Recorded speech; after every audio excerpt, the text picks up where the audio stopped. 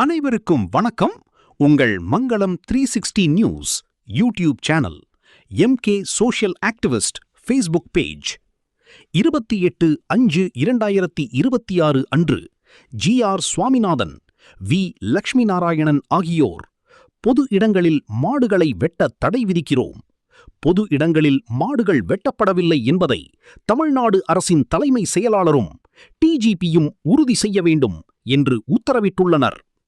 கடந்த 2020ஆம் ஆண்டு Chennai high court division bench பிறப்பித்த உத்தரவில் பொது இடங்களில் மாடுகளை வெட்டுவதற்கு தடை விதித்துள்ளது. ஆடு மாடுகளை வெட்ட அனுமதிக்கப்படும் இடத்தில்தான் அவற்றை வெட்ட வேண்டும் என்று 1976ஆம் ஆண்டு பசுவதையை தடை செய்து தமிழக அரசு அரசாணை பிறப்பித்துள்ளது. நகர்ப்புற உள்ளாட்சி அமைப்பு விதிகளிலும் அனுமதிக்கப்பட்ட இடங்களில் மட்டுமே மாடுகளை வெட்ட வேண்டும் என்று கூறியுள்ளது.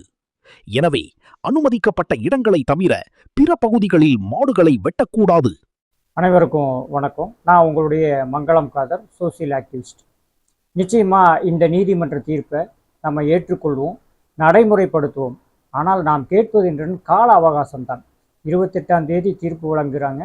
29ஆம் தேதி பக்ரீத் பெருநாளாக இருக்கின்றது. அந்த ஒரு நாளில் அனைத்து கட்டமைப்புகளையோ மற்றும் அதற்குண்டான செயல்களையும் செய்ய இயலாத சூழ்நிலை. காரணம், ஒரு சில இடங்களில் மிருகவதை கூடங்கள் இருக்குது, மங்களம் போன்ற இடங்களில் மிருகவதை கூடங்கள் இல்லை. வருங்காலங்களில் மிருகவதை கூடங்கள் ஆங்காங்கே நிறுவப்பட்டதன் பின்னால் வரும் வருடம் என்ன செய்யலாம், நிச்சயமாக நம்ம இந்த சட்டத்தை நடைமுறைப்படுத்தலாம். காரணம் என்னென்னா, நம்ம வீடுகள்லையும் மற்ற இடங்கள்லையும் வச்சு குர்பானி கொடுப்பதை விட மிருக வதை செய்யக்கூடிய கூடங்களில் எல்லா சௌகரியங்களும் இருக்கும். அங்கே போய் நம்முடைய ஆடுகளையும் மாடுகளையும் குர்பானி கொடுத்து அங்கிருந்து கறி எடுத்துட்டு வெளியில் கொண்டு விநியோகிக்கிறது சிரமமாக இருக்காது.